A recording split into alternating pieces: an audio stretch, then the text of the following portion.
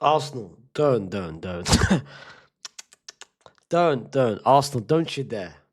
Arsenal, don't you dare. Arsenal, don't even try. Don't even try.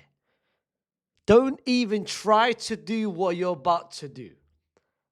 Whatever you're about to do, whatever you're thinking of doing, don't. Because it's going to be nasty. It's going to be disgusting. It's going to be bad. It's going to be dark. This right here is dark, man. Arsenal 1, Bournemouth 2 at the Emirates. At home, they lose 2-1 to Bournemouth in a way which, bro, don't let anyone tell you that this isn't deserved. Don't look at this if you haven't watched the game. If this is the first thing you've just seen today, and I'm the first person to tell you about this, don't look at this. Don't go on the ratings scores or on the rating apps or on whatever. Don't let this deceive you. Don't let this fool you. Don't let any of this fool you, bro. This scoreline is absolutely justified. It's absolutely deserved. I don't want anyone to tell you otherwise. Because this performance right here by Arsenal, honestly speaking, was embarrassing. And you could kind of see it. After Bournemouth scored the first goal, you could kind of see the mentality, which I'll come to. I'll talk about the first half, the second half, player performances, what happened, and why. Why it finished 2-1 to Bournemouth. Before I get to it, make sure you all like the video right now. Subscribe to the channel if you are new to the channel. And comment your own thoughts, because I'm going to be so real, yeah? And maybe I don't know Arsenal, and maybe us non-Arsenal fans don't know Arsenal as much as Arsenal fans themselves. Because I think everyone, when they entered this game, I think everyone expected Arsenal not to dominate Bournemouth, but to win, to get 3 points. After the Sporting win, which was a massive game for them, everyone expected it to finish at least 1-0 or something. But I find it funny that most, like, the Arsenal fans that I know, I forget online, the Arsenal fans that I know in person, when I asked them about this result, about this game, and I asked them, like, what do you think is going to happen? Predict the scoreline. Everyone basically predicted either a loss or a draw. So they already knew, they already came into this game with the mindset that we're not going to win. We're not going to win this game, which is kind of worrying, which is very concerning, very much concerning. And even the first 15 minutes, the first 16, the first 20 minutes of action, Arsenal, it felt like they were scared. It felt like when they touched the ball, it felt like the ball was a bomb. They didn't know what to do with the ball. They didn't know what to do. Honestly, they didn't know what to do with the ball. And especially when the first goal came in, with a great goal, by the way, from Bournemouth. I think I'll come to Bournemouth in terms of how they played, and I think they deserve a lot of credit, especially Anthony and the whole team and the whole midfield, and some of the players that played amazingly. Look at the first goal. What a pass from Ryan Christie to Truffert, and Truffert with a cross that got deflected from Saliba, and of course, Kruby at the end. But you look at that goal and you ask yourself, one, why was Christie not pressured earlier? Why was he not closed down? Why was he not tightened earlier by Zubimendi or any of the midfielders? Two, why was Truffert wide open? Where was Ben White on the right-hand side? And three, Krupi was Lewis Skelly's man. Krupi was behind Lewis Skelly, was behind him. But when the cross got in and he got intercepted by Saliba, guess who had the first mindset? Guess who had the first thing about, let me get to that ball first, let me try to anticipate where that ball is going? It was Krupi with a great finish. Great finish, make it 1-0. How did Arsenal respond after that?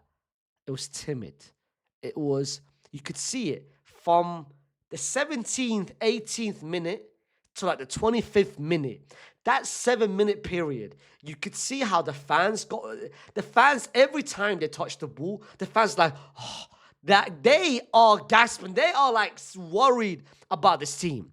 You could tell in terms of mentally, every single person is low at the moment.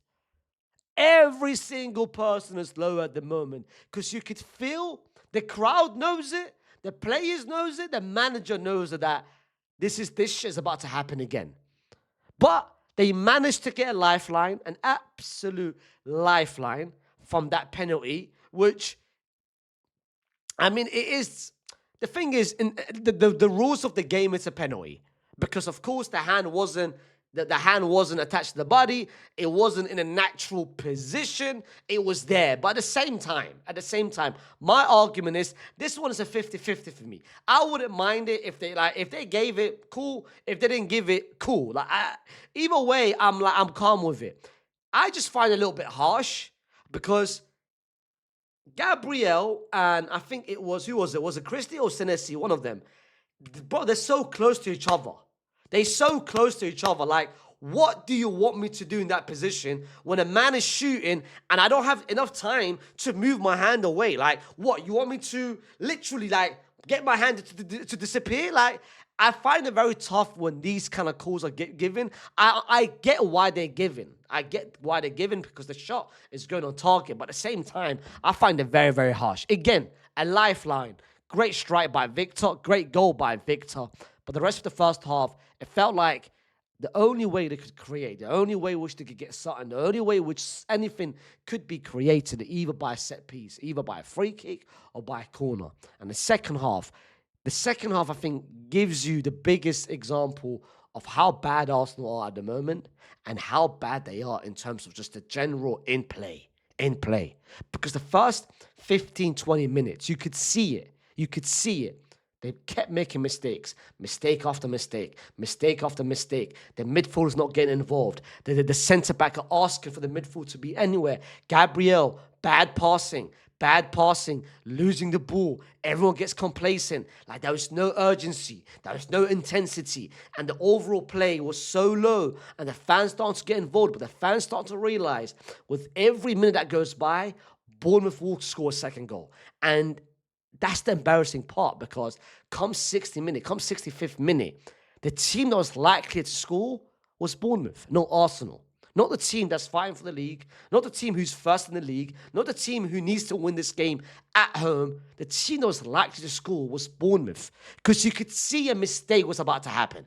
You could see Arsenal was going to, at one point, either the 50th, the 60th, the 70th, it felt like it was the same exact Sunderland game all over again, where a mistake is about to happen. It was destined to happen, and it did happen. Gabriel, once again, bad ball playing. I don't know. I think his ball playing has regressed massively. And great play by Bournemouth to, once they won the ball, great build-up, and the finish by Alex Scott. Exceptional finish. But from there, yes, you can bring 5 players on, and whether it's Eze, or whether it's this, or whether it's that, or Max Dowman, you could see the last 10 minutes, bro, a goal wasn't about to come. And the only moment which they had a goal, the only moment which it felt like a goal was coming, was from that last chance by Victor with a great pass by Jesus, where Victor could have, like, it's 2v2. Like, Trossard is on the left-hand side. You can shoot with your left. And it's the better shot, and it's the better attempt. Instead, what does he do? He goes onto his right. He gets closed up by two Bournemouth players, and the shot goes wide. Like, just the overall, like, it was a bad performance. And of course, they lose 2-1. But the thing that I want to show you the most is this. Forget, as I said, the XG of 2.41. I need you to look at this, by the way. Look at this, chat. The expected goals says 2.41. But look at the open play goals by Bournemouth, the XG from Bournemouth compared to Arsenal. Look at the set play, look at the non-penalty, look at everything else. Arsenal couldn't create anything in open play. They couldn't. And how can they when you have players like Zubimendi and Declan Rice who's not able to give anyone an option? They're not able to connect the defense to the attack. What's the point of having a ball player? What's the point of having a midfield like a Zubimendi? By the way, Zubimendi's level at the moment might be one of the worst levels I've seen from a defensive midfielder. And I find it crazy how he continuously starts and continuously plays over 70 and 80 minutes. Like, I find it crazy because there's nothing that he does right on the pitch at the moment. He can't defend. He can't defend right. He is, in terms of awareness-wise, in terms of just his defensive IQ, is just all over the place. But in terms of going forward, he doesn't have the ability to find a pass going forward. He doesn't have the ability to carry the ball. He doesn't have the ability to find a line-breaking pass. He doesn't have the ability to receive the ball under pressure and beat the press and progress with it. He doesn't have the ability himself to realize, shit, when Saliba's got the ball, when Gabriel's got the ball, let me drop deep, let me move, let me create an open lane. He doesn't. At the moment, he's a liability in that midfield. He's a liability. But is he going to be benched? No, he isn't. He isn't going to be benched. He's going to continue to start at the moment. But at the moment, the level he's dropping at the moment, he's a liability. And he's been doing it for the past couple of games. Another liability is Ben White. How he gets 7 is absolutely insane. The guy in the first half half an hour was bad. And he's been bad over the past couple of games. Gabriel, another situation. His ball playing, it doesn't give Arsenal an advantage. He keeps losing the ball. Every passing lane he tries to aim for, like even his switches off as well. Like Gabriel at the moment, again, bad. Declan Rice, I think he's just run out. This is cardio at its highest. This is cardio at its best, bro. Because the guy is not doing anything right on the pitch. And you continue. Havertz, disgusting. Martinelli. It's 2026. We witnessed Martinelli in 2021, 2022. When he dribbles, we know what he does. How has it been 4 years and you haven't developed as a player? How has it been 4 years? And your game is the exact same game as you were 4 years ago. Nothing has improved in your game. How have you not made any sort of growth in your game, bro? Nani, rather than trying to dribble, he dribbles the ball out from the pitch. And Victor, yes, he scored. That green rating might be a little bit highlighted, but fam, the thing is, Arsenal players don't even trust giving the ball to you because they know nothing's going to happen afterwards. When you make the runs and behind, nothing's going to happen from it. The best player from Arsenal was arguably Jesus when he came on. At least he tried to do something. And Eze as well. But from an Arsenal point of view, this was pathetic. This was absolutely pathetic when you don't have the players capable to do anything. And I think, like, the amount of mistakes that they're doing at the moment, I think tells you that the Arsenal players are worried or concerned themselves. Like, they know the fans, the thing is, the fans got every single right to boo. And I saw like 20% of the fans leave at 85th minute. Arteta's got no excuses. The guy he does the promo videos. He does the "you never walk alone" nonsense. He put a TikTok before in yesterday's training. He does a lot of things, and he tries to inspire the fans. He tries to get the fans involved. You have to support the team. You have to do this. You have to come there early. You have to this. He does a lot to try to bring a psychological edge into it. But one thing he can't do is get the midfield to function and get to the midfield to actually work out. Bournemouth allowed Arsenal today. I swear to God. Bro, them man weren't playing a low block. They weren't doing the haram ball as you think they were. They were playing their own game. Anthony doesn't shy down from anything. Andy, no matter where he goes, he plays his own game. The guy allowed you guys to have the ball. They allowed you guys, they even pressed. So if you beat the press, it's easy for you to attack them because it's going to be 4v4 or 5v5. There wasn't a moment whenever Bournemouth pressed Arsenal in at Arsenal's half, you would always expect for them to get the ball. There wasn't a moment where you thought to yourself, Arsenal is able to beat the press, or Arsenal's got the ability to find the pass, to find the switch, to find the pass in between 3 to 4 players, to have the midfielders to carry the ball, to have the midfielders to beat there wasn't a moment where you felt that.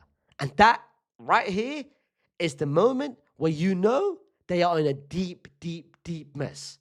Because when he's pitching about, oh, come early and get the fans involved, when you can't have the midfield to function, then what use are you? What use are you? This is honestly, like, bro, I was watching the game and I'm like, what the fuck am I watching? What the fuck am I watching from an overall play? This is bad, bro. It's bad. But I don't want to finish without giving credit to Bournemouth. I think Anthony had the perfect game plan. And the perfect game plan is just to press Arsenal, because you know they're not gonna rely on Zubimendi or Declan Rice or any of those three players are not gonna be any sort of effective or anything efficient with the ball. They're not. I think Alex Scott and Christie, I don't know why he got 6.9. I think Christie had a very good game. Senesi is an absolute player, by the way. Any team would be lucky to get him. And I think most clubs are trying to get him, including Barcelona. I think he's an absolute great centre-back. Hill as well. Krupi, bro. I mentioned, if you guys have been watching STS, I mentioned him at the start of this new season when they signed him and they loaned him out to Lorient and brought him back. He's a player. Tavernier, there was a couple good moments, wing play on the left hand side. Idvan Nilsson, I didn't think had the best of game, but great pass, of course, that led to the second goal. But as for Bournemouth, bro, this was a great game for them. Great game plan. They understood the instructions. They understood what they had to do, and they understood. Press them, put some pressure on them, make it difficult, make them second guess themselves, make them get the fans involved, because once the fans gets nervous, the players gets nervous. And once the players gets nervous, the manager gets nervous. And once the manager gets nervous, how the hell are they supposed to win? And that's what happened today. It happened against City. It happened against Southampton. You were lucky against Sporting. It happened today. And now you've just allowed City to pretty much get back into the league. City now have got 2 games in hand, 9 points behind. If they win the next 2 remainder games, they'll be 3 points behind, including a game next week against Manchester City away from home. This is insane. This is absolute crazy. But listen, I'm gonna do a watch along for this game next Sunday. But listen, man, put down in the comment section what you guys make of it. Like the video, subscribe to the channel. And Arsenal fans, let me know what you guys think. If you guys are here, be honest, be truthful. Don't sugarcoat. Don't lie to yourself. And the other fans, is that about to happen again?